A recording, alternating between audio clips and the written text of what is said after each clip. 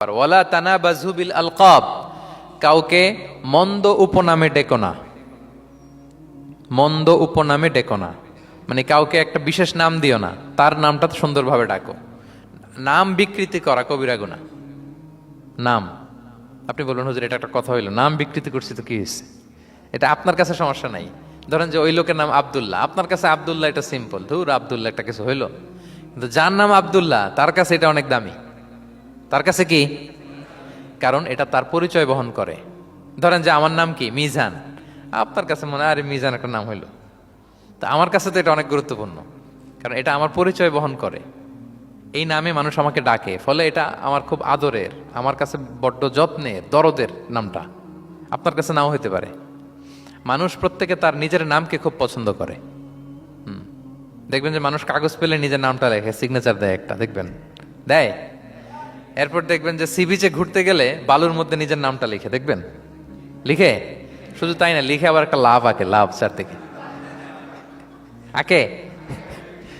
কেন আঁকে? কারণ এই নামটা সে পছন্দ করে অনেক, এটা তার কাছে গুরুত্বপূর্ণ, আপনার কাছে নাও হতে পারে।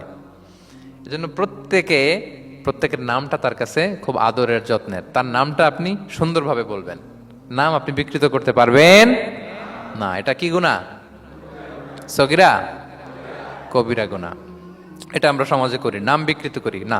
নাম বিকৃত করা যাবে না। ওয়ালা তানাবাযু বিল আলকাব, মন্দ নামে ডেকো না। আমাদের সমাজে এটা আছে। দেখবেন যে বাবা মা সুন্দর নাম রেখেছে আবু বকর, ওকে ডাকে বকইরা, আছে না এরকম? তারপর নাম রেখেছে ধরেন আব্দুল কুদ্দুস, ওকে ডাকে। নাম রেখেছে আব্দুল ওয়াক্কাস, ওকে ডাকে। এই বিকৃতি আপনি করতে পারবেন? কারণ কিয়ামতের দিন আপনার নাম ধরে, আপনার বাবার নাম ধরে ডাকা হবে। তুদআউনা ইয়াউমাল কিয়ামাতি বিআসমাইকুম ওয়া আসমাই আবাইকুম।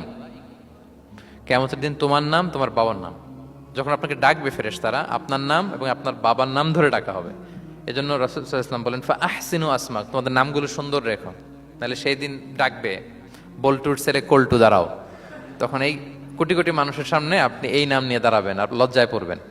আর যদি বলে আব্দুর রহমানের ছেলে আব্দুল্লাহ আসো, কত সুন্দর।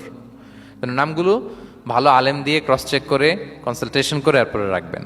আর কাউকে মন্দ নামে কখনো ডাকা যাবে না।